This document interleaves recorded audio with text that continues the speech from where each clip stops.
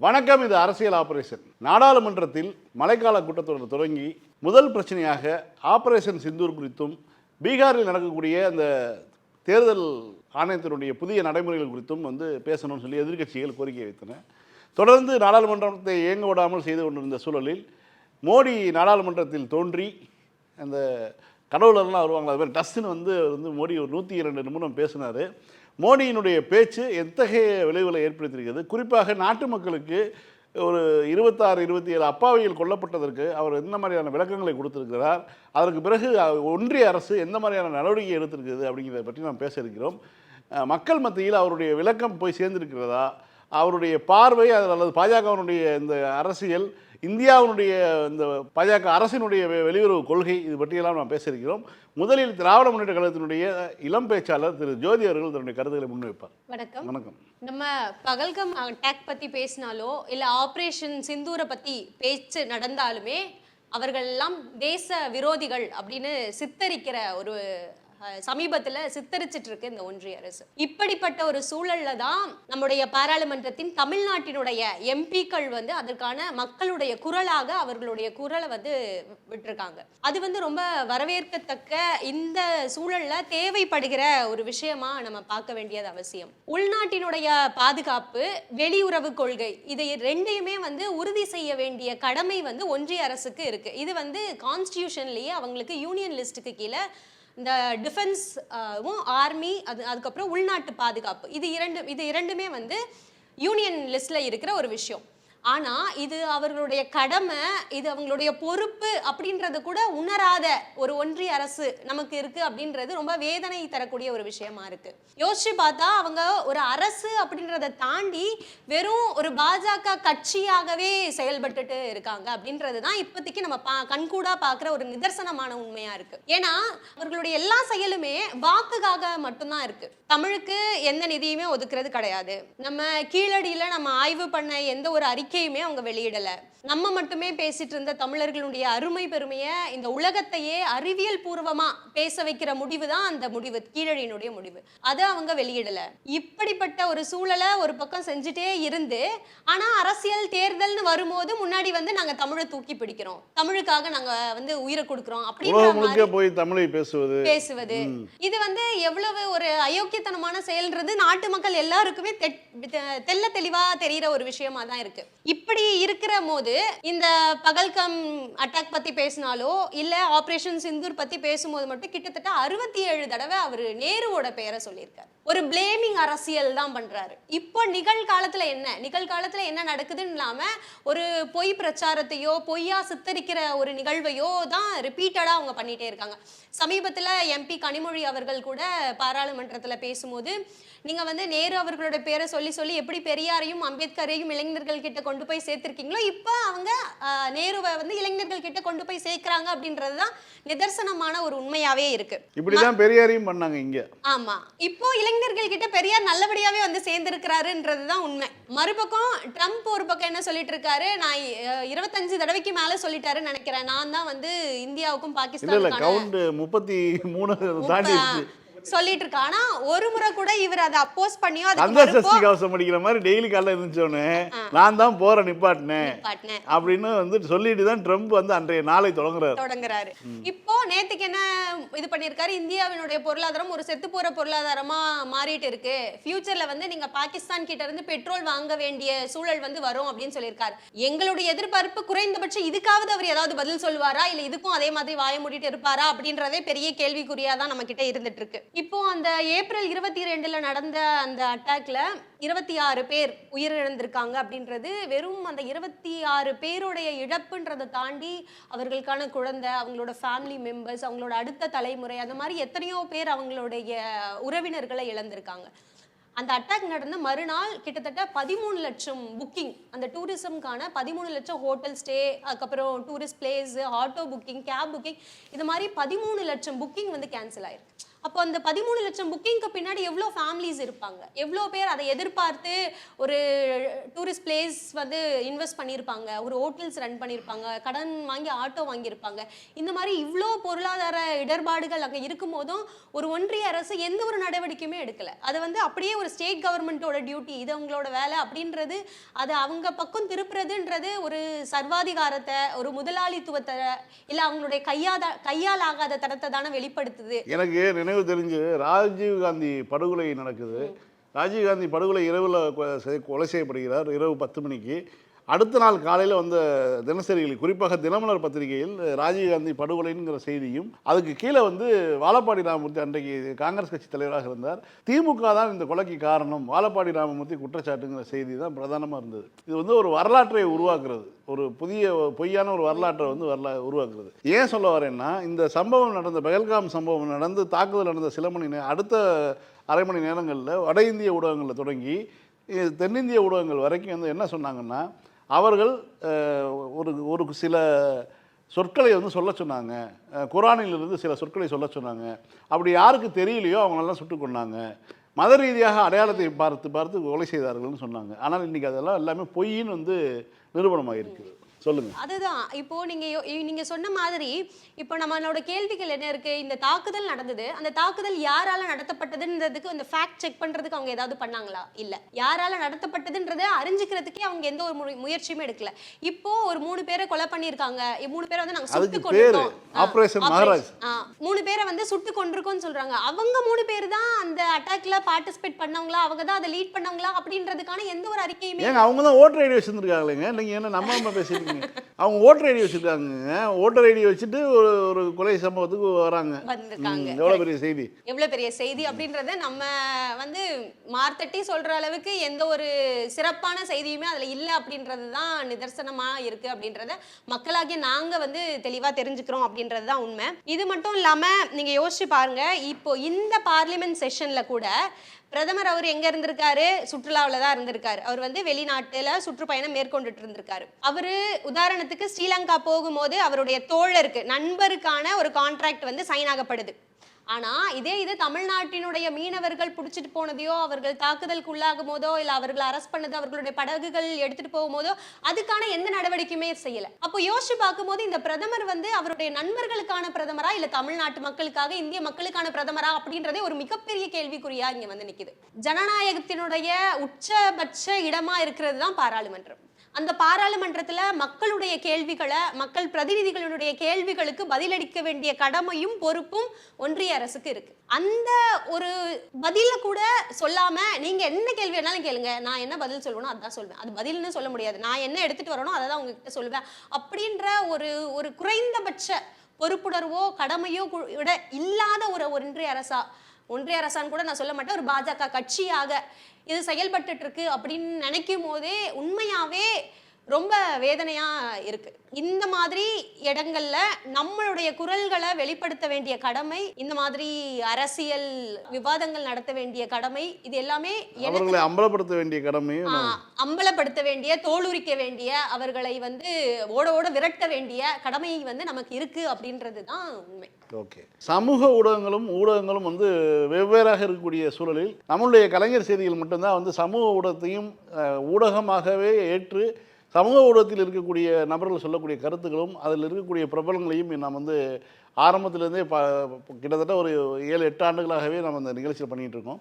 அந்த வகையில் சமூக ஊடகத்தில் துணிச்சலாக தன்னுடைய கருத்துக்களை முன்வைக்கக்கூடிய திரு மைனர் வீரமணி அவர்கள் மோடியினுடைய பேச்சு குறித்து அவருடைய பார்வையில், பாணியில் தன்னுடைய கருத்துக்களை முன்வைப்பார்.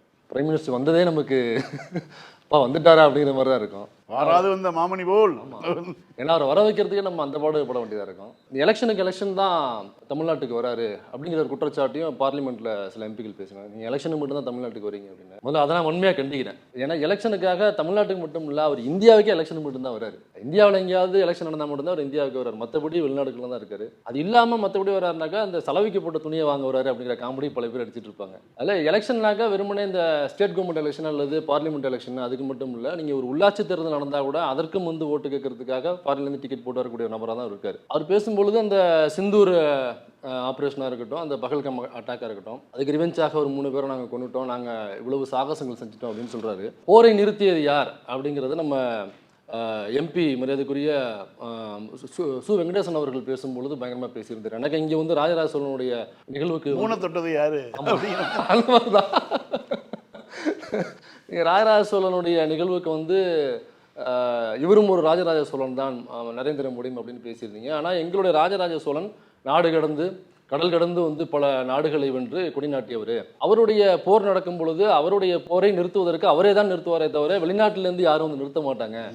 ஒருவேளை வெளிநாட்டிலேருந்து யாராவது நிறுத்த வந்தாக்கா அவங்களுடைய கதையை முடிப்பாரே தவிர அவங்களுடைய பேச்சை கேட்டு இவர் நடக்க மாட்டார் அப்படிங்கிறத பதிவு பண்ணியிருந்தாங்க. இப்போ இங்கே போர் நடக்கும் பொழுது அந்த போரை நிறுத்தியதாக நரேந்திர மோடி மாறுத்துட்டு இருக்கிறார். ஆனால் ட்ரம்ப் வந்து நீங்கள் சொன்னது மாதிரி, அவங்க ஜோதி அவர்கள் சொன்னது மாதிரி கிட்டத்தட்ட 33ன்னு சொன்னீங்க கவுண்ட்டு. இப்போ நிகழ்ச்சி நடக்கிற நேரத்தில் ஒரு 4-5 கவுண்ட் அதிகமாக இருக்கலாம் எங்கேயாவது. இல்லை, இப்போ என்னன்னா ட்ரம்ப் சொன்னது போய் வெள்ளை மாளிகை செய்தி தொடர்பாளர்கள், வெள்ளை மாளிகையில் வந்து மற்ற பணியாளர்கள், வாட்ச்மேன்கள் இவங்க கூட வந்து சொல்ல ஆரம்பிச்சிட்டாங்க. இப்போ அந்த அளவுக்கு போட்டுட்டு இருக்காங்க ஆங்கில ஊடகங்கள். வெள்ளை மாளிகையினுடைய செய்தி தொடர்பாளர் சொல்றாரு, வெள்ளை மாளிகைக்குள்ள உள்ள போயிட்டு இருந்தவர் சொல்றாரு அப்படிங்கிறத சொல்றாங்க. வீட்டில் ஏதாவது போர் போட்டா கூட அதை ஆஃப் பண்ணுறதுக்கு ட்ரம்ப்பை தான் கூப்பிட்றாங்க. இப்போ அதனால எல்லா போரையும் நிறுத்தக்கூடிய நபராக ட்ரம்ப் மாறிட்டாரு.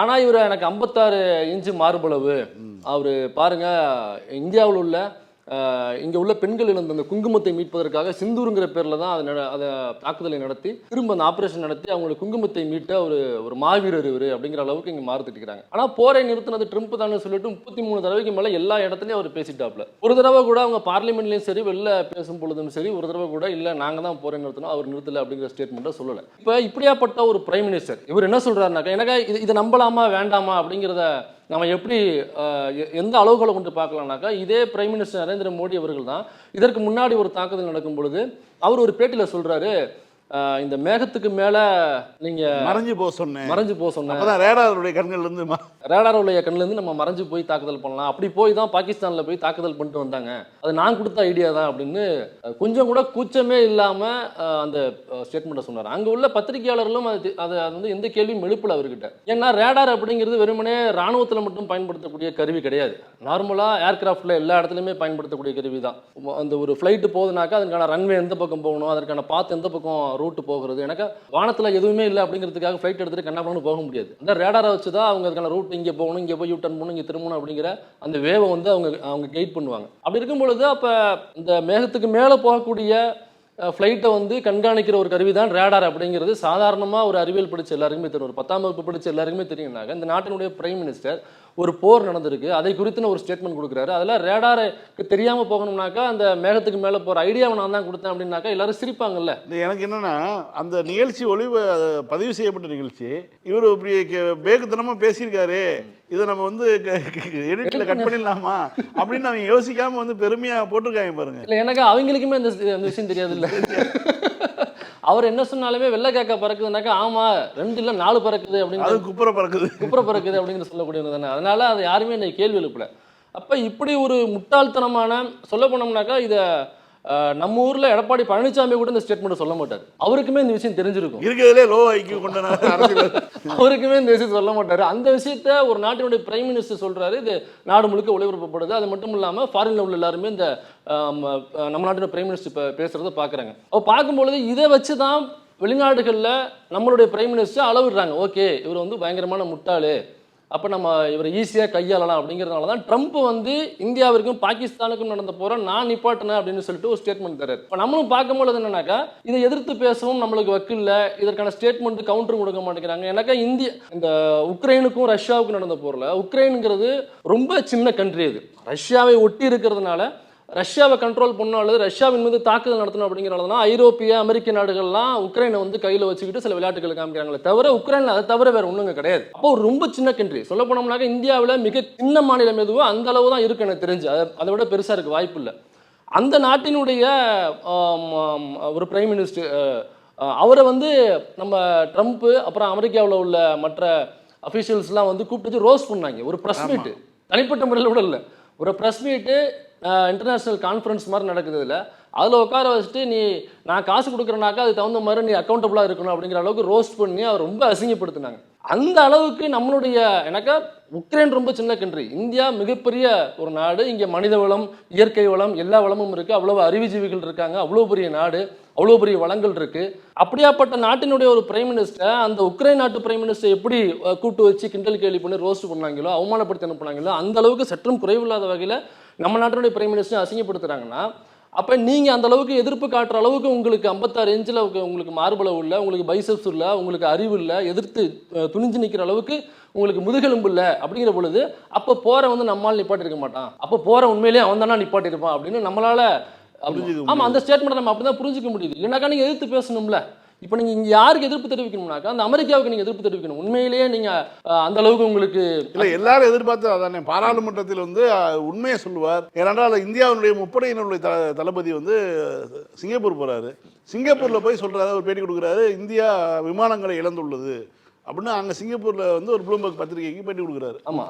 ஆனால் உள்நாட்டில் இருக்கக்கூடிய இராணுவத்துக்கு தன்னுடைய பிள்ளைகளை அனுப்பக்கூடிய மக்களுக்கோ அல்லது தங்களுடைய வரிப்பணத்தில் இராணுவத்துக்கு ஒரு பங்கு போகுதுன்னு நம்பக்கூடிய மக்களுக்கோ இவர்கள் எந்த உண்மையும் சொல்லலைங்கிறது தான். அப்போ மோடியை இவங்க ஏன் கூப்பிட்டாங்க, மோடியை ஏன் பாராளுமன்றத்தில் பேச சொன்னாங்கன்னா, இது போன்ற உண்மைகளை நாட்டு மக்களில் சொல்லணும். நாம் இழந்திருக்கிறோம் அல்லது நாம் வெற்றி பெற்றிருக்கிறோம்னா அதுக்கு டேட்டாவை சொல்லுவார் அப்படிங்கிற எதிர்பார்ப்போட தான். ஆனால் அவர் சொன்னது என்னங்கிறத நீங்கள் தான் சொல்லணும். ஆமாம், அதில் நீங்கள் அந்த முப்படை தளபதி சிங்கப்பூரில் போய் கொடுத்த பேட்டி இருக்கு இல்லைங்களா, அதில் அவர் ரொம்ப முக்கியமான ஒரு விஷயத்த சொன்னார். நம்மளுடைய விமான வாகனங்களை இறந்துருக்கிறோம், நம்ம ராணுவ தாக்குதலுக்கு பயன்படுத்தக்கூடிய ராணுவ விமானங்களை இறந்துருக்கிறோம் அப்படின்னு சொன்னார். அதுக்கு ரீசன் அவர் சொல்றாரு, அதில் எனக்கு பொலிட்டிக்கல் ப்ரெஷர் இருந்துச்சுன்னு சொல்றாரு. எனக்கு நீங்க ஒரு ராணுவ தாக்குதலில் ராணுவத்தை நீங்க எப்படி அரசியலோட மிங்கிள் பண்ண முடியும்? அது ஒரு நாட்டினுடைய பாதுகாப்புக்காக தான் பயன்படுத்த முடியுமே தவிர உங்க கட்சிக்காக, உங்களுடைய அரசாங்கத்துக்காக, உங்களுடைய அரசியலுக்காக நீங்க அதை பயன்படுத்தக்கூடாது. அது நாட்டினுடைய பாதுகாப்பு. அந்த பாதுகாப்புக்காக அந்த ராணுவத்தை நம்ம பயன்படுத்த போறோம். அது உச்சபட்சமாக அதிகாரம் கொடுத்து கூட நம்ம பயன்படுத்தலாம். ஆனா அங்க என்ன காரணம் சொல்றாங்கனாக்கா, அப்ப ராணுவத்தினுடைய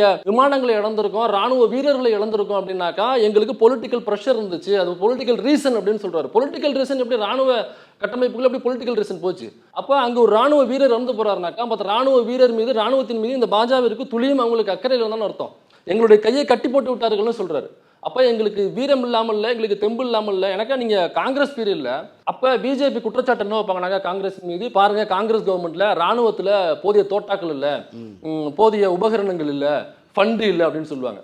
ஒருவேளை தோட்டாக்கள் இல்லை, அது சம்மந்தப்பட்ட உபகரணங்கள் இல்லை, ஆயுதங்கள் இல்லை அப்படின்னாக்கா அது பொருளாதாரம் சம்மந்தப்பட்டது. பொருளாதாரம் கம்மியாக இருக்கிறதுனால ஒருவேளை கம்மியாக இருக்கணும் நம்ம வச்சுக்கலாம். அது பாதுகாப்பு சம்மந்தப்பட்டது அல்ல. அப்போ காங்கிரஸ் கவர்மெண்ட் அப்போ உள்ள ராணுவத்தை அவங்க நாட்டினுடைய பாதுகாப்புக்காக அவங்க அதிகாரத்தை கொடுத்து தான் வச்சிருந்துருக்காங்க. அவங்க இந்த மாதிரி பொலிட்டிக்கல் ரீசனுக்காக காங்கிரஸ் பயன்படுத்தலை. ஆனால் பிஜேபி பொலிட்டிக்கல் ரீசனுக்காக பயன்படுத்தியிருக்கிறது அப்படிங்கிறத நாம சொல்லலை. முப்படை தளபதி அவர்களே சிங்கப்பூரில் உட்காந்து இது பேட்டியை கொடுக்குறாரு. இதனுடைய இன்னொரு பக்கமும் நாம் பற்றி பேசியாலும் தொடர்ந்து மோடியினுடைய தமிழ்நாடு வருகை எதை சொல்லுது? ஏன்னா இவர் பார்லிமெண்ட்டில் பேசுகிறாரு. அதுவும் சொல்ல போனால் பெஹல்காம் தாக்குதலுக்கு பிறகு நேரடியாக அவர் பயணம் செய்த இடம்னு பார்த்தீங்கன்னா பீகாருக்கு போகிறாரு. அவர் அந்த பாதிக்கப்பட்ட மக்களையோ பாதிக்கப்பட்ட குடும்பத்தினரையோ யாரையும் பார்க்க போகல. அவருடைய விமானம் நேரடியாக பீகாருக்கு போகுது. தேர்தல் நடக்கக்கூடிய மாநிலமான பீகாருக்கு போகுது. இப்போ மீண்டும் தமிழ்நாட்டுக்கு வர ஆரம்பிச்சிருக்காரு. இப்போ அடுத்த சில நாட்களில் வர இருக்கிறாரு. இந்த மாதிரியான வருகை எதை காட்டுகிறது? அவங்களுடைய பயத்தை தான் காமிக்குது. எனக்கா பயம் இல்லைன்னாக்கா இவ்வளோ சீக்கிரமாக வர வேண்டிய அவசியம் இல்லை. ராஜராஜ சோழ ஃபங்க்ஷனுக்காக இருக்கட்டும், இல்லை மற்ற விழாக்களுக்கு. இப்போ ஒரு பிரைம் மினிஸ்டர் ஒரு மாநிலத்துக்கு வராருனாக்கா அந்த மாநிலம் முழுக்க அது செய்தியாக போய் சேரும். அந்த மக்கள் ஆர்வமாக இருப்பாங்க. அந்த மாநிலத்தின் மக்கள் பிரைம் மினிஸ்டர் என்ன சொல்ல போகிறாரு, நம்ம மாநிலத்துக்கு ஏதாவது சொல்ல போகிறாரா, நமக்கு ஏதாவது திட்டங்கள் அறிவிக்கிறாரா, அல்லது ஃபண்ட் இது ரிலீஸ் பண்ணுறத அங்கே அனௌன்ஸ் பண்ண போகிறாரா அப்படின்னு ஆவலாக உட்காந்துருப்பாங்க. என்ன பேச போகிறார் அப்படின்னு கேட்கறதுக்காக. இங்கே பிரைம் மினிஸ்டர் எப்போ வர்றாரு எப்போ போகிறாருன்னே தெரியல. ஏன்னாக்கா அவரும் சரி, உள்துறை சரி, ஏதோ மாசத்துக்கு ஒரு தடவை வந்துட்டு போயிட்டு இருக்காங்க. அதனால எப்போ வர்றாங்க எப்போ போறாங்க அப்படிங்கிறது இந்த தமிழ்நாட்டில் உள்ள மக்களுக்கே தெரிய மாட்டேங்குது. என்ன பேசுறாங்க எதுவுமே இங்க மக்களுக்கு ரீச் ஆகுறதே இல்லை. அப்போ எதற்காக வர்றாங்கனாக்கா அவங்க எலெக்ஷனை விட்டு அவங்களுக்குள்ள பயம்தான். இப்போ இங்கே தமிழ்நாட்டுக்குள்ள பிஜேபி ஒருவேளை வாக்குகளை வாங்கணும்னாக்கா தமிழ்நாட்டு மக்களுக்கு திமுகவை விட அதிகமான ஒரு நலத்திட்டங்களை அறிவிக்கிறதா இருக்கட்டும், அல்லது ரிலீஸ் பண்ண வேண்டிய ஃபண்டை ரிலீஸ் பண்ணுறதா இருக்கட்டும், அல்லது கல்வி சார்ந்து நீங்கள் என்இபி தமிழ்நாட்டுக்கு விலக்கு கொடுக்குறேன், அல்லது நீட்டுக்கு விலக்கு கொடுக்குறேன், இப்படி சின்ன சின்னதாக செஞ்சால் கூட ஓரளவுக்கு மக்கள்கிட்ட பாஜக போய் சேர வாய்ப்பு இருக்கு. ஆனால் அப்படி செய்யறதுக்கு அவங்க தயாராக இல்லை. அதனால திரும்ப திரும்ப அவங்களுடைய பயத்தை தான் வழி காமிக்கிறாங்க. இப்போ கூட பார்த்தீங்கன்னாக்கா இந்த தொல்பொருள் அகழாய்வுக்கு 25% ஃபண்டு வந்து குஜராத்துக்கு ஒதுக்கியிருக்காங்க. ஆனால் தமிழ்நாட்டில் நடக்கிற அகழாய்வுக்கு வெறுமனே 9.8% தான் ஒதுக்கியிருக்காங்க. இப்போ இங்கே தான் கீழடியிலேருந்து இன்னும் பல இடங்களில் அகழாய்வுகள் போயிட்டு இருக்கு. அதில் ரிசல்ட்டும் நல்லாவே கிடைக்குது. அந்த ரிசல்ட்டை அமர்நாத் போன்ற ஆஃபீஸர்ஸ் எல்லாமே ஃபைல் பண்ணி கரெக்டாக அனுப்பிச்சிட்டு இருக்காங்க. அப்போ இங்கே தான் அந்த தமிழருடைய நாகரிகம் தோண்டி எடுக்கப்படுது.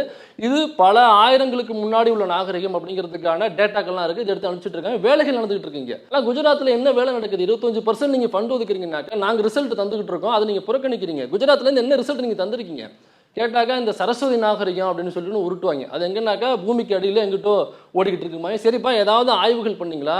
அப்படி ஏதாவது ஓடுதா? ஆதாரங்கள் ஏதாவது கண்டுபிடிச்சிங்களாக்கா? இல்லை. அப்போ ஒன்றுமே இல்லைனாக்கா இந்த 25% ஃபண்ட் எங்கே போகுது? இப்போ யாருக்கு சம்பளமாக போகுது? இப்போ வேலை நடக்குதா இல்லையா? அப்போ தமிழ்நாட்டுக்கு நீங்கள் ஒதுக்கக்கூடிய நீங்கள் தமிழ் மொழி ஆய்வுகளுக்காக நீங்கள் எவ்வளோ ஃபண்ட் ஒதுக்குறீங்க? சமஸ்கிருதம் என்கிற ஒரு மொழிக்கு நீங்கள் எவ்வளோ ஒதுக்குறீங்க? சமஸ்கிருதத்தை ஒட்டுமொத்த இந்தியாவிலும் 25,000 பேர் பேசுகிறாங்க. 25,000 பேர் தான் பேசுகிறாங்க. அப்போ ஒரு 10,000 பேர் கூடி நின்று கையில் காலில் விரல நிட்டோம்னாக்கா அதுலேயே பல பேருடைய கைகாலில் விரல மூடி தான் இருக்கணும். அந்த அளவுக்கு தான் சமஸ்கிருதம் பேசுகிற மக்கள் இங்கே இருக்காங்க. அதுவும் எங்கன்னாக்கா கருவறைக்குள்ள தான் உங்களால் பேச முடியும். கடவுள் அர்ச்சனைக்கு மட்டும் தான் அவங்க பயன்படுத்த முடியுமே தவிர சாதாரணமான மக்கள்கிட்ட நீங்கள் சமஸ்கிருதத்தில் உரையாட முடியாது. அப்போ அதில் என்ன நீங்கள் ஆய்வுகள் செய்ய போறீங்கன்னு எனக்கு தெரியலையா? அதற்கு பல 1000 கோடிகளில் நீங்கள் ஃபண்ட் ஒதுக்குறீங்க. ஆனால் தமிழுடைய ஆய்வுகளுக்கு நீங்கள் சில 10 கோடிகளும் அல்லது சில 100 கோடிகளும் தான் அல்லது 100 கோடிகளுக்கு உள்ளதான் அந்த ஃபண்டை நீங்கள் ஒதுக்குறீங்கன்னாக்கா அப்போ தமிழ் மொழியையும் நீங்கள் மதிக்கலை, தமிழ் மக்களையும் நீங்கள் என்இபி கொண்டாந்து நீங்கள் என்இபி ஏற்றுக்கிட்டா தான் நான் உனக்கான கல்விக்கான ஃபண்டை நான் ஒதுக்குவேன். நீட்டை நீ ஏற்றுக்கிட்டு தான் ஆகணும். நீ சாகரியா செத்து தொலை, அதை பற்றி எனக்கு பிரச்சனை இல்லை, ஆனால் நான் நீட்டை உன் தலையில் கட்டுவேன். இந்த மாதிரி பல திட்டங்களை கொண்டாந்து இங்கே சேர்ப்பதன் மூலமாக அப்போ தமிழ் மொழியையும் நீங்கள் மதிக்கலை, இந்த தமிழ்நாட்டு மக்களையும் நீங்கள் மதிக்கலைனாக்கா அப்புறம் எப்படி உங்களுக்கு ஓட்டு போடுவாங்க? அப்போ எப்படியாவது அடிக்கடி வந்து முகத்தை காமிச்சு சரி பிரைம் மினிஸ்டர் மூஞ்சிக்காவது ஓட்டு போடுவாங்களா அப்படின்னு பார்க்குறாங்க. ஆனால் தமிழ்நாட்டு மக்கள் போட மாட்டாங்க அப்படிங்கிறது நல்லாவே தெரியும். உங்களுக்கு அரவக்குறிச்சி எலெக்ஷனில் மோடியினுடைய பேரை அழித்து விட்டு ஓட்டு கேட்டவர் தான் பழைய தலைவர். அவருடைய மார்க்கெட் வேல்யூங்கிறது இங்கே என்னங்கிறது அவ்வளோதான். அடுத்ததாக மோடியினுடைய பாராளுமன்ற உரை, பெஹல்காம் தாக்குதல், ஆபரேஷன் சிந்தூர், ஆபரேஷன் மகாராஜ், அதற்கு பிறகு தமிழ்நாட்டினுடைய வருகை, இது பற்றியெல்லாம் நம்ம பேச இருக்கிறோம். குறிப்பாக அவருடைய பாராளுமன்ற உரை கன்வின்சிங்காக இருந்ததா அப்படிங்கிறத இப்போ குறித்து மருத்துவர் திரு சாயலட்சுமி அவர்கள் முதல்ல இது ஆப்ரேஷன் சிந்தூர்ன்ற ஒரு பேரே விமர்சனத்துக்கு உள்ளாக்கப்பட வேண்டிய ஒரு பெயர். ஏன்னா சிந்தூர் அப்படின்றது பார்த்தீங்கன்னா இந்து பெண்கள் தங்களுடைய நெற்றியில் வைக்கக்கூடிய ஒன்று தான். இந்த மாதிரி பேர் வைக்கிறது மூலமாக இவ்வளோ பெரிய ஒரு தீவிரவாத தாக்குதலிருந்து இந்துக்களையும் இஸ்லாமியர்களையும் சிறுபான்மையினரையும் தனியாக பிரித்து இது ஒரு இந்து நாடு தான் அப்படின்ட்டு இவங்க எஸ்டாப்ளிஷ் பண்ணுறதுக்காக வச்ச பேர் தான் ஆப்ரேஷன் சிந்தூர். அதையே நம்ம விமர்சனம் பண்ணணும்னு நான் நினைக்கிறேன். ஃபஸ்ட்டு அதை அப்படி பண்ணுறதுனால என்ன பண்ணுறாங்க அப்படின்னா 80% இருக்கிற இந்துக்களுக்கு 20% இருக்கிற சிறுபான்மையினரை எதிரிகளாக அவங்க கட்டமைக்கிறாங்க. இதை பெருசாக எந்த அரசியல் கட்சிகளுமே பேசலைன்றது என்னுடைய வருத்தம். அது நாடாளுமன்றத்தில் பேசி இருக்கணும், இனிமேலாச்சும் பேசுவாங்கன்னு நான் நினைக்கிறேன். ரெண்டாவது பார்த்தீங்கன்னா மோடி அவர்களுடைய உரை எப்படின்னா, இப்போது நீங்கள் சுந்தர்சி படம் பார்த்துருப்பீங்களான்னு எனக்கு தெரியல. சுந்தர்சி நல்ல கமர்ஷியலாக எடுப்பார். படத்தில் கதை இருக்காது, எந்த விதமான ஒரு கருத்தும் இருக்காது. ஆனால் 1.5 மணி நேரம் 2 மணி நேரம் போயிட்டு உட்காந்துட்டு வரலாம். அந்த மாதிரி தான் மோடியோட எல்லா உரைகளுமே அப்படிப்பட்ட உரைகள் தான். பாராளுமன்ற உரையும் விதிவிலக்கு இல்லை. ஆனால் இதில் என்னென்னா யூஸ்வலாக சுந்தர்சி காமெடி படம் எடுப்பார். நரேந்திர மோடி ஒரு டார்க் காமெடி பண்ணிட்டு போயிருக்காரு, அவ்வளோதான். ஒரு மோசமான தீவிரவாத தாக்குதல், 26 பேர் செத்துருக்காங்க. இதுவே காங்கிரஸ் பீரியடில் நடந்த அந்த தாஜ் ஹோட்டல் அட்டாக் அப்போது அடுத்த வாரமே உள்துறை அமைச்சராக இருந்த சிவராஜ் பாட்டீல் பொறுப்பேற்றுக்கிட்டு ரிசைன் பண்ணார். அதுக்கப்புறம் தான் நம்ம சிதம்பரம் உள்துறை அமைச்சர் ஆகிற. ஒரு தலைமை பண்புக்கு முக்கியமான விஷயம் என்னென்னா தப்பு பண்ணால் ஒத்துக்கணும், தப்புக்கு ரெஸ்பான்சிபிலிட்டி எடுக்கணும், அந்த தப்பை எப்படி திரும்ப நடக்காமல் இருக்கணும்ன்ட்டு அதுக்கான தடுப்பு நடவடிக்கைகளை எடுக்கணும். இது 3த்துலேயுமே மோடி அரசு தோற்றுருக்குது. முதல்ல தப்பு நடந்ததை அவங்க தங்களுடைய தப்புன்றதை தங்களுடைய தவறான ஒரு இது. ஏன்னா ஒரு வாரம் அந்த இது நடக்கிறதுக்கு ஒரு வாரம் முன்னாடியோ ஒரு வாரத்துக்கு அப்புறமோ அங்கே மோடி போக வேண்டியதாக இருந்த ஒரு புரோட்டோக்கால் திடீர்னு கேன்சல் செய்யப்படுது. அது எதனாலன்றது எந்த எக்ஸ்ப்ளனேஷனும் கொடுக்கல. இப்போ நீங்களும் நானும் ஒரு டூர் போகிறோம், ஊட்டியோ கொடைக்கானலோ போகிறோம். திடீர்னு ஒரு நாள் நம்மளால் உடம்பு முடியல, நம்மளால் போக முடியல அப்படின்னா it is a normal thing. But இதுவே ஒரு பிரைம் மினிஸ்டர் போக ஒரு ப்ரோட்டோக்கால்னால் இது ஒரு வருஷம் முன்னாடியிலேருந்தே they would have started the work.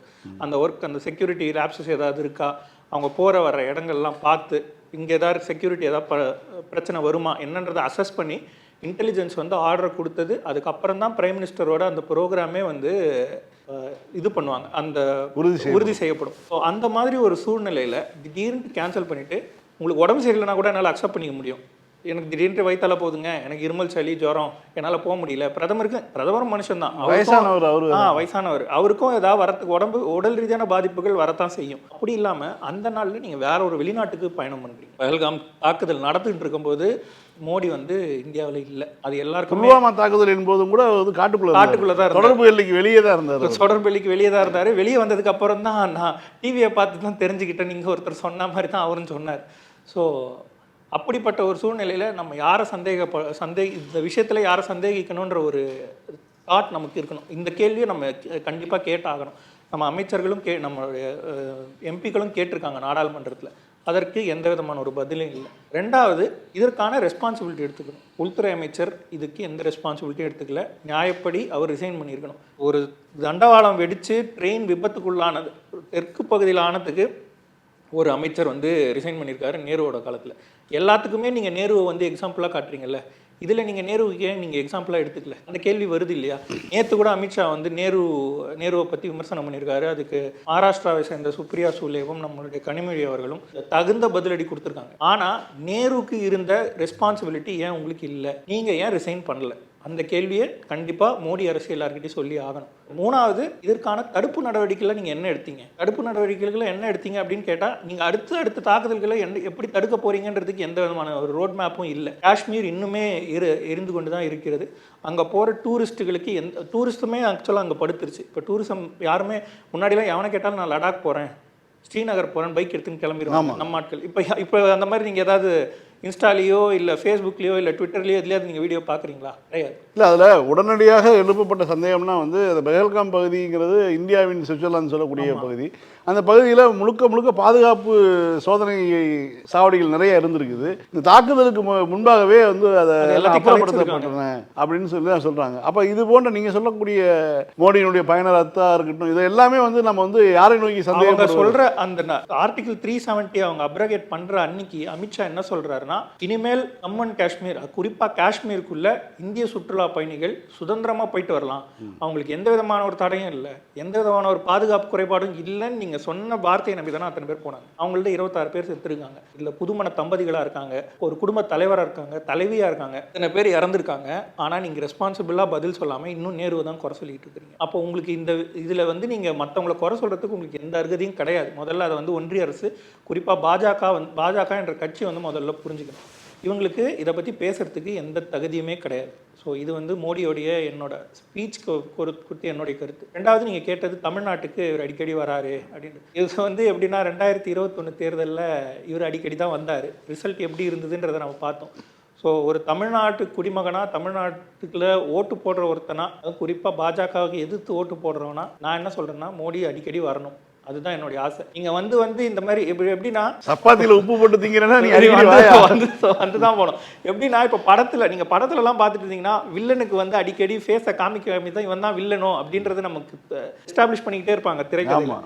தமிழ்நாடை பொறுத்த வரைக்கும், தேர்தலை பொறுத்த வரைக்கும் யார் நம்மளுடைய வில்லன்றதை அடிக்கடி இவங்க வந்து முகத்தை காமிக்க குறிப்பா அமித்ஷாவும் மோடியும் சேர்ந்து உங்களுக்கு பின்னாடி இருக்க அம்மாவை அவங்க வந்து காமெடியன். அது வந்து இந்த ரெடின் கின்ஸ்லி மாதிரி ஒரு காமெடியன், அவங்கள விட்டுருங்க. ஸோ அவங்கள பத்தி பேச வேண்டியதில்லை. முக்கியமா இவங்க 2 பேர் அடிக்கடி வந்தாங்க அப்படின்னா மக்கள் இதை பார்த்தே ஒரு வேலை சரிப்பா நம்ம அதிமுக கூட்டணிக்கு ஓட்டு போடுவோம் அப்படின்னு. இப்போ கூட அது அதிமுக கூட்டணியா பாஜக கூட்டணியான்றே சண்டை நடந்துகிட்டு இருக்குது. இவங்க 2 பேர் வர்றாங்க அப்படின்னா ரயில்வே டிக்கெட்ல அடிச்சு கொடுப்பாங்க, கடைசி நேரம் மாறுதலுக்கு உட்பட்ட அந்த கண்டிஷன்ல தான் இப்போ போயிட்டு இருக்கு, அன்ரிசர்வ்ட்ல தான் போயிட்டு இருக்கு கூட்டணி. அப்படி இருக்கும்போது இவங்க அடிக்கடி வந்தாங்க அப்படின்னா இது வந்து திமுக கூட்டணிக்கு நிச்சயமா ஒரு வலு சேர்க்கும். திமுக கூட்டணி 200 டார்கெட் வச்சு வேலை பார்த்துட்டு இருக்காங்க. சொல்ல முடியாது, இவங்க அடிக்கடி வந்தாங்கன்னா 234 ஜெயிக்கிறதுக்கான வாய்ப்புகள் இருக்கு. ஸோ அதனால இவங்க அடிக்கடி இங்க வரணுன்றது தான் என்னுடைய ஆசை. அதை கோரிக்கையாக நான் மோடிக்கு வைக்கிறேன். இது வரைக்கும் என்னுடைய கோரிக்கை எதுவுமே நிறைவேற்றலைனாலும் பரவாயில்ல, அட்லீஸ்ட் இந்த கோரிக்கையாச்சும் மோடியும் பாஜகவும் நிறைவேற்றணுன்றதை உங்கள் வாயில நான் தெரிவிச்சுக்கிறேன்.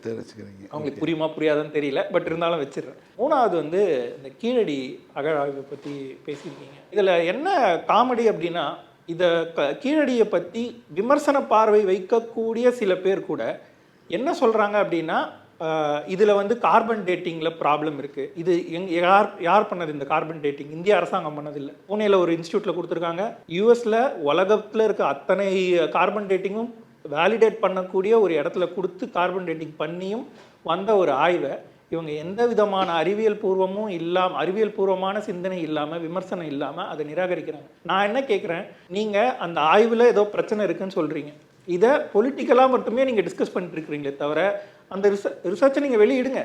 ஒரு நெகட்டிவ் ஒரு ஆராய்ச்சியாளனா ஒரு மருத்துவனா நான் என்ன சொல்கிறேன் அப்படின்னா, நாங்கள் வந்து ஒரு ரிசல்ட்டை ஜேர்னலில் பப்ளிஷ் பண்ணுறோன்னா அது நமக்கு சாதகமாக இருக்கிற ரிசல்ட்டுன்றது மட்டும் நாங்கள் பப்ளிஷ் பண்ண மாட்டோம். நம்ம ஒரு தீசிஸில் ஒரு ஹைபாத்திசிஸ்ன்னு சொல்லுவோம். அதாவது நம்ம இதை நோக்கி நாங்கள் ஒரு ஆராய்ச்சியை பண்ணுறோம், அதற்கான ரிசல்ட் இதுதான். அது நம்ம ஆராய்ச்சிக்கு நம்மளுடைய கேள்விகளுக்கு சாதகமானதாகவும் இருக்கலாம், பாதகமானதாக இருக்கலாம். ரெண்டுத்தையுமே நாங்கள் பப்ளிஷ் பண்ண தான் செய்வோம். இதில் அதை வந்து நாங்கள் அறிவியல் அரங்கத்துக்கு, அறிவியல் உலகத்துக்கு நாங்கள் அதை எங்களோட ஆராய்ச்சி ரிசல்ட்டை வைக்கிறோம்.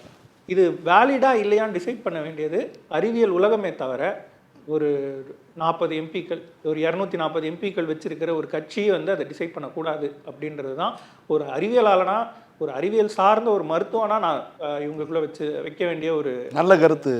இதுவாக வச்சுக்கிறேன். தப்பாகவே இருக்கட்டும், அதை டிசைட் பண்ண வேண்டியது ஒரு மினிஸ்டர் கிடையாது. அதை டிசைட் பண்ண வேண்டியது அந்த துறையை சார்ந்த அறிவியல் ஆராய்ச்சியாளர்கள் தானே தவிர நீங்கள் கிடையாது. தப்பாகவே இருக்கட்டும், நீங்கள் ரிலீஸ் பண்ணுங்க, பொது வெளியில் வைப்போம், பொதுமக்கள் டிசைட் பண்ணிக்கிட்டோம்.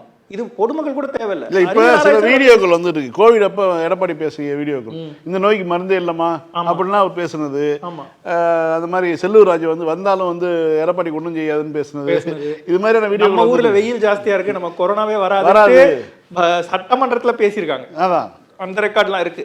ஸோ அதுதான் நான் சொல்றேன், அறிவியல் சம்பந்தமான விஷயங்களை அரசியல்வாதிகள் ஆராய்ச்சி பண்ணக்கூடாது. இதை அறிவியல் அரங்கத்தில் வச்சுடுங்க. அறிவியலாளர்கள் அவங்களுக்குள்ள சண்டை போட்டு அவங்களுக்குள்ள பேசி அவங்களுக்குள்ள டிசைட் பண்ணிக்கிட்டோம். நீங்கள் அமர்நாத் ராமகிருஷ்ணனுடைய அறிக்கையில் பிரச்சனை இருக்குது இல்லைன்னு சொல்ல வேண்டிய உரிமையோ அதிகாரமோ உங்களுக்கு கிடையாது. இது உலகம் பூரா இருக்க ஆர்கியலாஜிக்கல் சர்வே பண்ணக்கூடிய அறிவியலாளர்கள் தான் அதை செய்யணும்னு நான் நினைக்கிறேன். இதில் ஏதாவது கண்டாமினேஷன் நடந்திருந்தால் கூட அதற்கும் பொறுப்பு ஒன்றிய அரசு தான். ஏன்னா சாம்பிளை கரெக்டான டைமுக்கு எடுத்து அனுப்பாதது அவங்களுடைய தப்பு.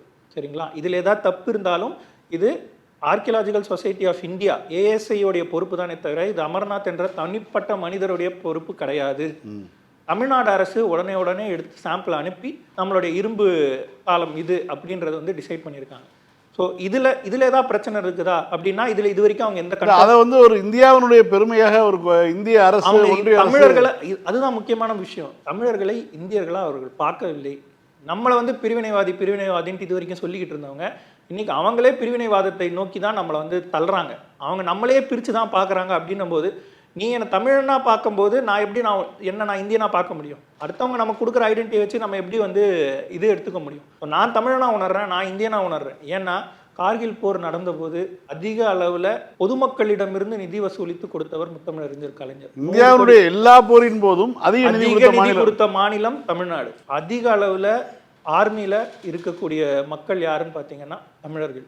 குறிப்பிட்ட அளவுக்கு உத்தரப்பிரதேஷ், ஹரியானாக்கு அப்புறம் பார்த்தீங்கன்னா உத்தரப்பிரதேஷ், ஹரியானா, பஞ்சாப் பர்சன்டேஜ் லெவலில் பார்த்தீங்கன்னா தமிழர்கள் அதிக லெவலில் ஆர்மியில் இருக்காங்க. இதுவே நாளைக்கு இந்தியாவுக்கு ஏதாவது ஒரு பிரச்சனை அப்படின்னு வந்தால் அதிக லெவலில் கொடை கொடுக்கக்கூடிய ஆட்களும் நம்மளாக தான் இருப்போம். சரிங்களா? ஸோ அப்படி இருக்கும்போது என்ன நீ இந்தியனாக பார்க்காம என்ன நீ தமிழனா மட்டும் பார்த்தீங்க அப்படின்னா அதோடைய விளைவுகளை நீங்கள் தான் அறுவடை செஞ்சாகணும். ஸோ இதுதான் என்னுடைய முதற்கட்ட கருத்தான். நான் ரொம்ப சரியான ஒரு கருத்தை தான் சொல்லியிருக்கீங்க. திமுகவினுடைய அயலக அணி அது வேறு இந்தியாவில் வேறு எந்த கட்சியும் வைத்திருக்குதான்னு தெரியல.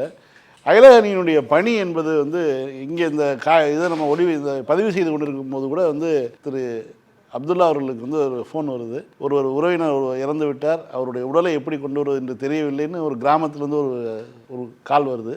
உடனடியாக அதற்கு ஏற்பாடுகளை செய்துவிட்டு தான் மீண்டும் அமர்ந்திருக்கிறார். அதாவது இந்த மாதிரியான ஒரு பணியை ஒரு கட்சி, எந்த கட்சியும் இந்தியாவில் செய்கிறதான்னு தெரியல. தமிழர்கள் உலகம் முழுக்க இல்லாத இடங்களே இல்லை அப்படிங்கிற மாதிரியான ஒரு சூழலில் நம்ம வாழ்ந்துருக்கக்கூடிய இந்த காலகட்டத்தில் திமுகவினுடைய அயலக அணி செயலாளராக அவருடைய பணி என்பது மிகப்பெரிய விஷயம். உங்களுடைய வருகைக்கு நன்றி. ஒரு பாராளுமன்றத்தில் மோடியினுடைய பேச்சுக்கள், அதனைத் தொடர்ந்த ராகுல் காந்தியினுடைய ரியாக்ஷன், ட்ரம்ப்பினுடைய ரியாக்ஷன், இதெல்லாம் உங்களுடைய பார்வை என்ன? பார்லிமெண்ட்டுக்கு வரலன்னாங்க. இப்போ வந்துட்டாரு, பார்லிமெண்ட்டுக்கு வந்துட்டாரு, ஏதோ பேசிகிட்டு இருந்தாருன்னு கூட நீங்கள் சொன்னீங்க.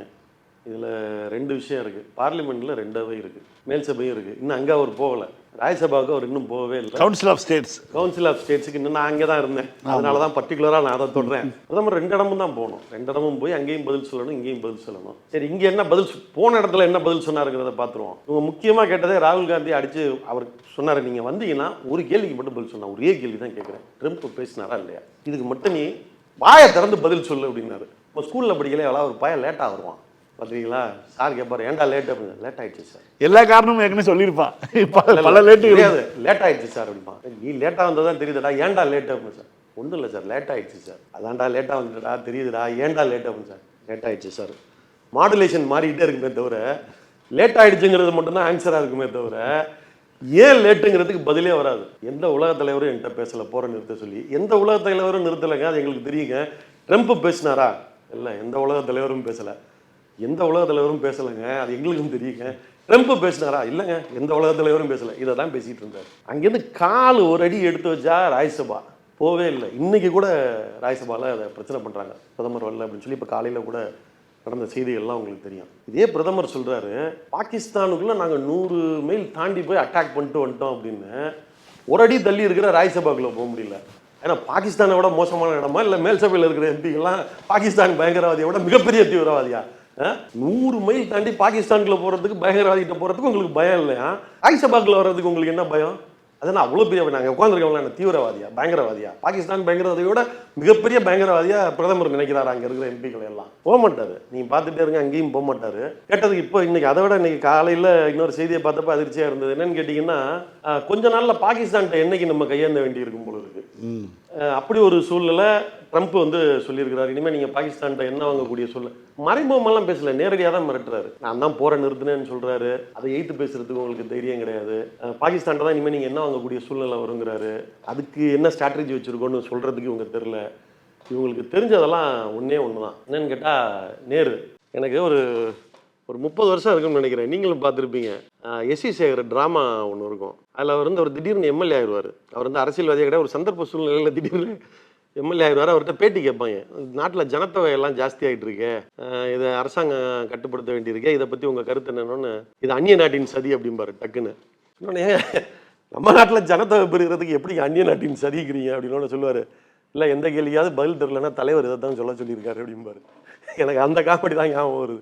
எதுவுமே தெரிலன்னா உங்களுக்கு ஒரே வர நேருகிட்ட போய் நின்ற வேண்டியது. ஆனால் அந்த நேரு எப்படி இருந்தார் தெரியுமா உங்களுக்கு? முதல்ல நேரு அமெரிக்காவுக்கு போகிறது 1949. 47 இந்தியா சுதந்திரம் அடைஞ்சு அங்கிட்ட கிட்டத்தட்ட ஒரு 1.5 ஆண்டுகளில் அவர் வந்து அமெரிக்காவுக்கு போகிறாரு. அன்றைக்கு இந்தியாவோட சூழ்நிலை எப்படி இருக்குன்னு கேட்டிங்கன்னா, சப்பி புழிஞ்சு துப்புன மாங்கொட்டை, வெள்ளைக்காரன் எல்லாத்தையும் எடுத்து போட்டு நின்ன ஒரு வறுமையில் இருக்கும். வறுமையான தேசம், வறுமையிலே கொடும் வறுமையில் இருந்த ஒரு தேசத்தோட தலைவர் அவர் ஆகுறாரு. அந்த தேசத்தோட தலைவர் போய் அங்கே இறங்குறாரு. அமெரிக்காவில் இறங்குறப்ப ஜனாதிபதி ட்ரூமேன் வந்து ஃப்ளைட் வாசலில் வந்து நின்று ரன்வேல நின்று நேருவை கூட்டி போகிறார்.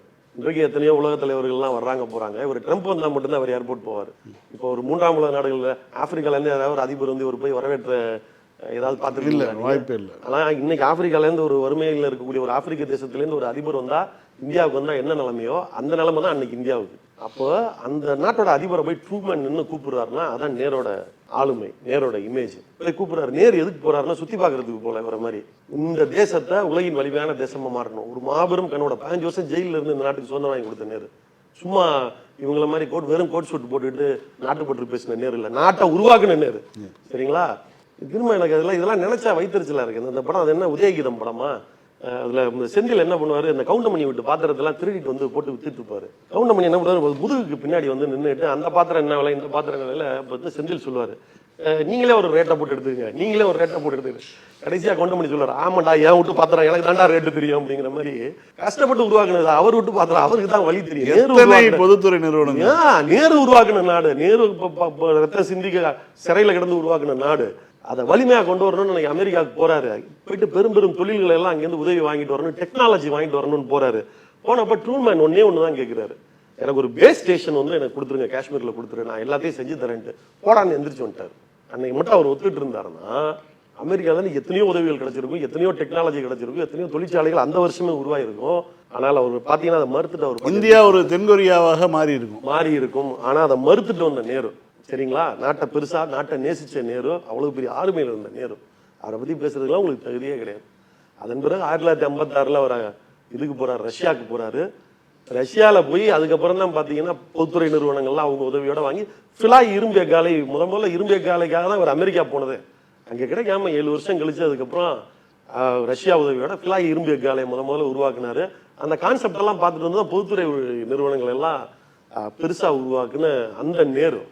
சரி, அவரை விட்டுருவோம். அதுக்கப்புறம் இந்திரா காந்தி 1971 வங்கதேச போர், பாகிஸ்தானோட தான் போர். அதுக்கப்புறம் தான் வங்கதேசங்கிற ஒரு நாடு வந்து உருவாகிறப்ப நிக்சன் ஃபோன் அடிக்கிறார். நிக்சன் ஃபோன் பண்ணி இல்லை இதை நீங்கள் விட்டுறணும், பாகிஸ்தானுக்கு ஆதரவாக பேசுகிறாரு.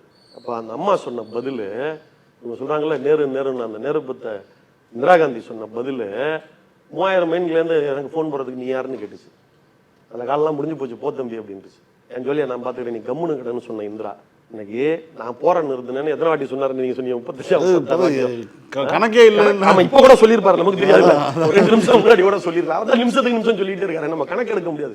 இத்தனை வாட்டி சொல்றான், ட்ரம்ப் வந்து சொல்லல, ட்ரம்ப் சொல்லி நான் நிறுத்தல அப்படின்னு சொல்றதுக்கு உங்களுக்கு துப்பு இல்லை, வக்கு இல்லை. அதை விடுங்க, ட்ரம்ப் சொன்னதுக்கு பதில் சொல்லன்னு எல்லாரும் கவலைப்படுறோம். ஏன் கவலை வந்து இன்னொன்னு, அதை மீடியா வெளிச்சத்துல ரொம்ப வரவே இல்லை. இந்த போர் நிறுத்தம் வந்த உடனே ஷஃபாஸ் ஷெரீப், பாகிஸ்தானோட பிஎம், வி ஓன் த வார்னு டிக்ளேர் பண்றாருங்க.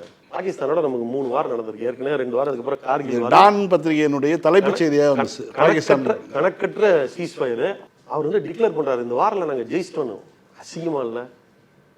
உனக்கு அசிங்கமா இல்லை, எனக்கு அசிங்கமா இருக்கு, எனக்கு கேவலமா இருக்கு. நான் இந்த நாட்டோட குடிமகன், பக்கத்துல சண்டை போட்டோம், 3வது நாட்டோட அதிபர் நிறுத்தினு சொல்றான், அதுக்கு பதில் சொல்ல மாட்டேன்ற. யாரு கூட சண்டை போட்டு அவன் ஜெயிச்சிட்டேன்னு சொல்றான். என்ன நீ அதுக்கு இன்னும் பதில் சொல்ல? நீ சொல்றது போயிடா, எங்கடா ஜெயிச்சோம், எங்கடா ஜெயிச்சேன்னு சொல்ற, நான்லடா ஜெயிச்சேன்னு இன்னைக்கு வரைக்கும் அதிகாரப்பூர்வமா இந்தியாட்ட இருந்து பதில் கிடையாது. யாருமே கேள்வி கேட்கல இது வரைக்கும்.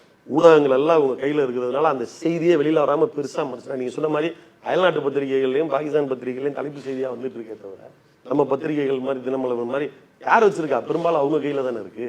அதை யாரும் பெருசா செய்தியாக்கி அதை கொண்டு போகாமலே ரொம்ப கவனம். மீடியா மேனேஜ்மெண்ட்லாம் அவங்களை மிஞ்சவே முடியாது, உங்களுக்கு தான் தெரியும்.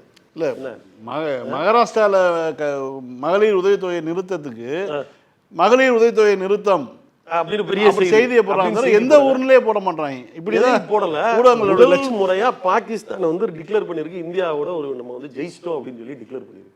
இந்த அசிங்கத்துக்கெல்லாம் வந்து எந்த விதத்துல இன்னைக்கு வரைக்கும் பதிலே இல்லை. இது வரைக்கும் நடந்த எந்த போரிலும் இந்தியா பாகிஸ்தானும் தோத்ததே கிடையாது. முதல் முறையா இது ஒரு அசிங்கம். அதே மாதிரி நம்ம சாயண்ண சொன்ன மாதிரி இந்த ஆப்ரேஷன் சிந்தூர்னு பேர் வச்சு இதை கரெக்டாக இந்து முஸ்லீம் டிவைடாக தான் யூஸ் பண்ணுறதுக்கான வேலையை பார்க்குறேன். இதுக்கு இன்னொரு ஒரு முக்கியமான உதாரணம் என்னன்னு கேட்டிங்கன்னா, ராஜ்நாத் சிங், இந்த நாட்டோடைய பாதுகாப்பு அமைச்சர். பாதுகாப்பு அமைச்சர்னா வரவணை செந்திலுக்கும் அவர் தான் பாதுகாப்பு அமைச்சர், எனக்கும் அவர் தான் பாதுகாப்பு அமைச்சர், ஜோதிக்கும் அவர் தான் பாதுகாப்பு அமைச்சர். இறந்தவங்க பேரெல்லாம் பார்லிமெண்ட்ல சொல்றாரு. ஒரு முஸ்லீம் ஒரு கிறிஸ்டின் இறந்து போனான்ல, அந்த குதிரை ஓட்டி, அவன் தான் நிறைய பேரை காப்பாற்றுவான். அவன் பேரை சொன்னாரா? சொல்லல.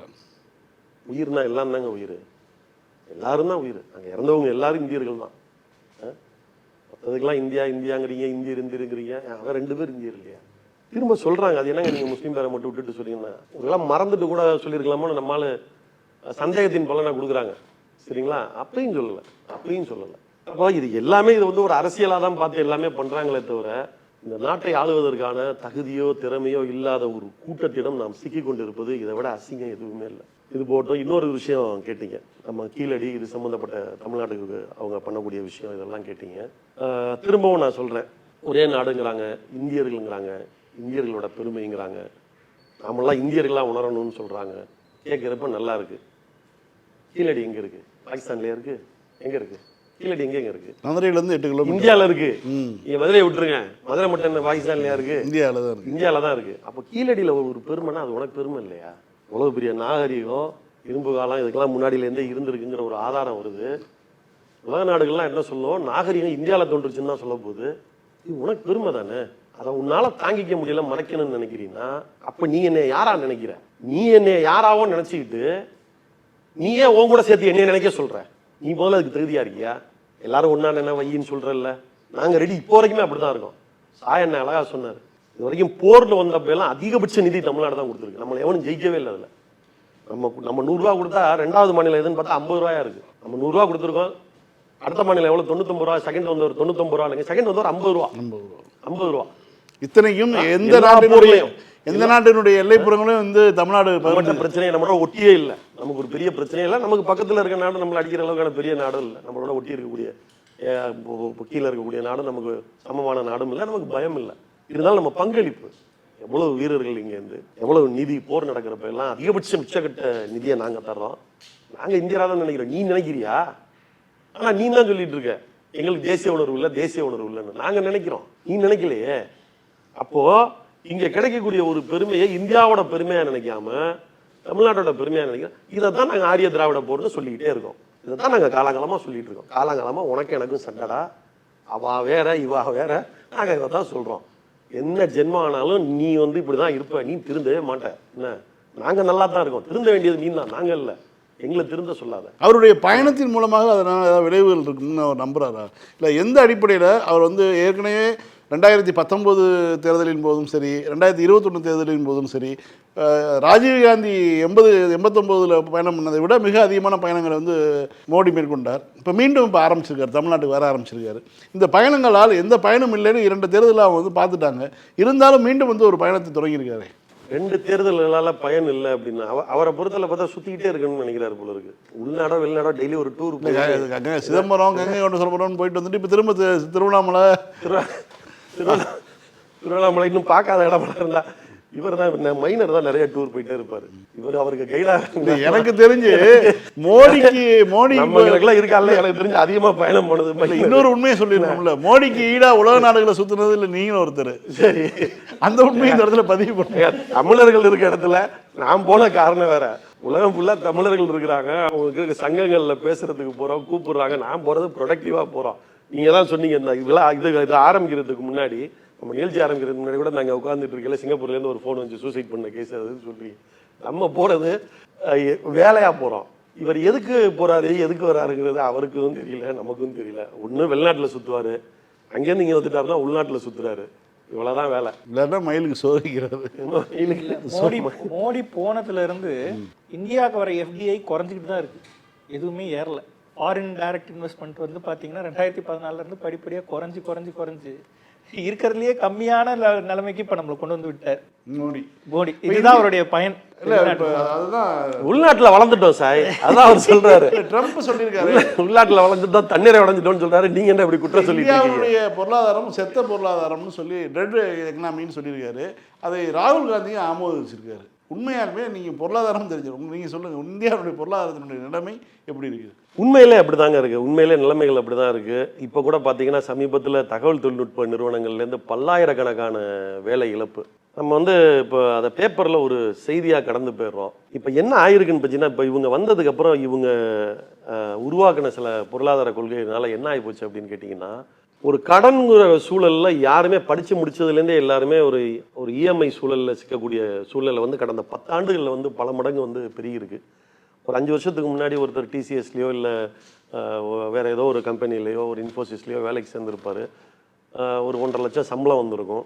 சம்பளம் வந்தோடனே இனி லைஃப் ஃபுல்லாக இப்படி தான் இருக்க போகிறோங்கிற எண்ணம் ஃபஸ்ட்டு வந்துடும். மாதம் 1.5 லட்சம், சரி வீட்டு செலவுக்கு எவ்வளோ ஒரு 40,000 ரூபா கட்டிட்டா ஒரு ஃப்ளாட்டாக வாங்கிடலாமேங்கிற எண்ணம் வரும். வாங்கியிருப்பார். அதுக்கு வந்து ஒரு 20 வருஷம் டவுன் பேமெண்ட் இருக்கும். 5 வருஷம் தான் கட்டியிருப்பான். வேலை போச்சு, அடுத்து கிடைக்குமா இல்லையாங்கிறது தெரியாது. சரி, வேலை கிடைக்கிறதுக்கு 6 மாதமே ஆகட்டும், 6 மாதம் கழிச்சு வேலை கிடைக்கட்டும், 3ஆவது மாதமே அவருக்கு என்பிஏ ஆகி போயிடும்.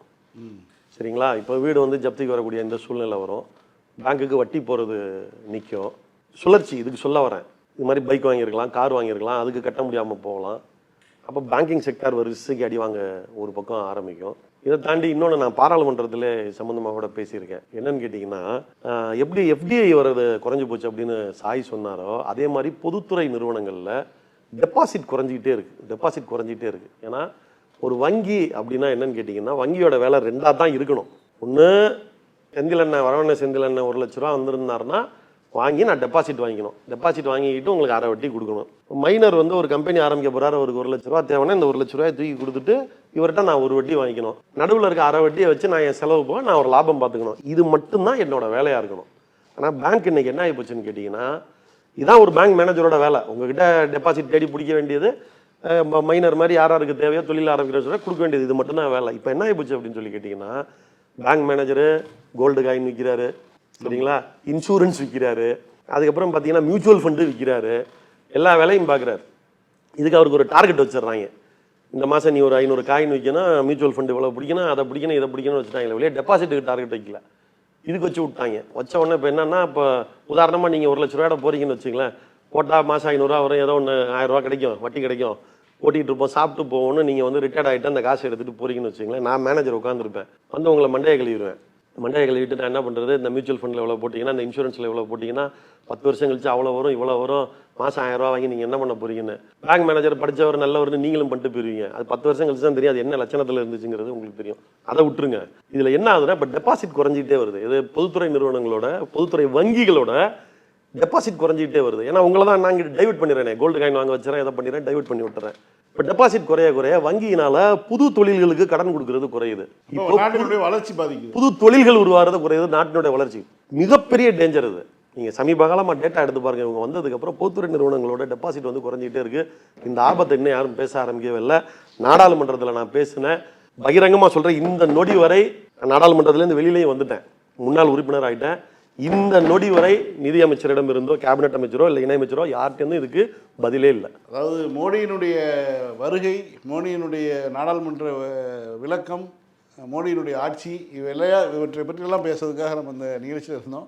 ஆனால் இந்த நாடு போகக்கூடிய பாதை என்பது, இந்திய அரசு பாஜக கொண்டு செல்லக்கூடிய பாதை என்பது ஒரு முட்டுச்சந்து அப்படிங்கிற முடிவுக்கு தான் நம்ம வர வேண்டியது இருக்குது. உங்கள் அனைவரின் வருகைக்கும் நன்றி.